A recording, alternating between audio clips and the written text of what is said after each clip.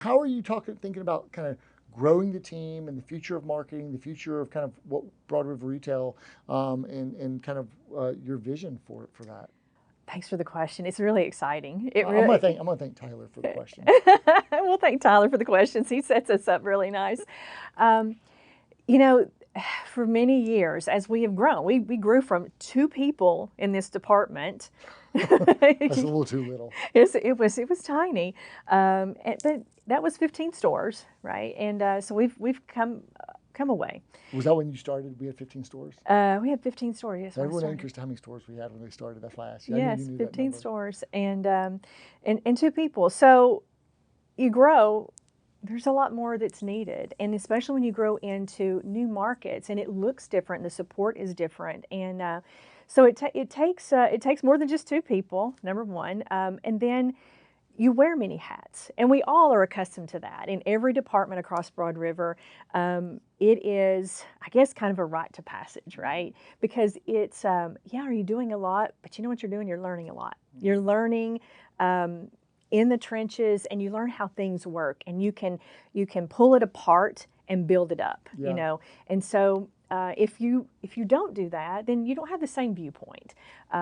So really, what we're doing right now is really going through a reorganization, decoupling some of the positions, because there have been roles that have, mine included. You just talked about we've got three, I've got 3 departments and lots of things underneath.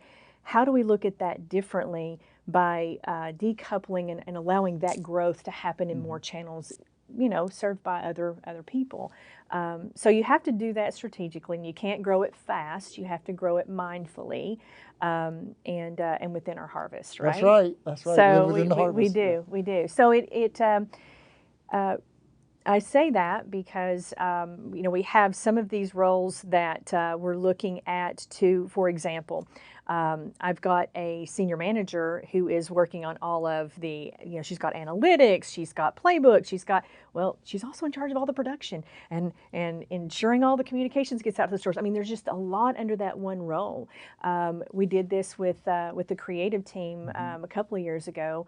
I had to get another person there because I couldn't have my creative manager, who was setting the strategy, working all the execution too. I mean, it was, Yeah. And we had external and internal needs. Yeah. external. So it's just decoupling. It's just taking a step back and really analyzing what the needs are, and creating the appropriate channels. Yeah, and when you think about decoupling, let me teach back a couple things, and you respond to them. So, at one point, like, we ran all events through over your oversight, and now like we're pushing that off because it was pretty broad, but we needed to kind of, as our company was getting more breadth, we needed to kind of reduce that so you could focus more on the core elements, but then rely on key partners and still have influence over the strategy. By the very same token, I assume that, like, now we got this breadth that I'm talking about, where you can't have a master of all trades. You got to have more specialization. You have to have some specialization on the production, there. on the creativity part, on Yes. the media analysis piece. Yes. And then as you think about kind of yourself, and as you have to kind of live at a higher level, you have to kind of rely on your A players who are kind of going to step up and take on more strategic elements.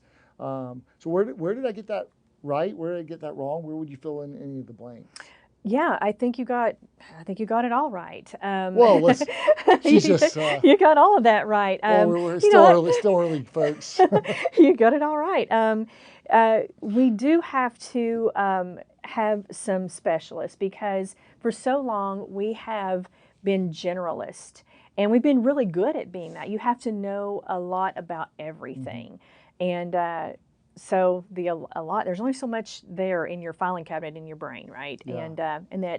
And so where is the point that you become less efficient when that happens, when you're taking on too much? So I know we're going to be more efficient and better as we go through this process. And change management is hard. Yeah. It's difficult. Well, it's the Marshall Goldsmith. What got us here won't get us there. Won't get us there. And it requires scale, right? So what got us here was, like, being able to kind of be a generalist.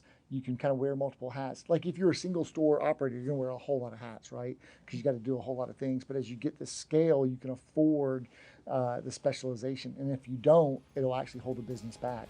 So you always kind of have to be changing along with how the business needs are changing.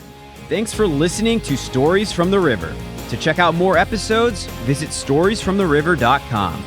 To watch this episode, go to youtube.com/@storiesfromtheriver. Join us again next week, and remember to like, rate, and subscribe to the podcast.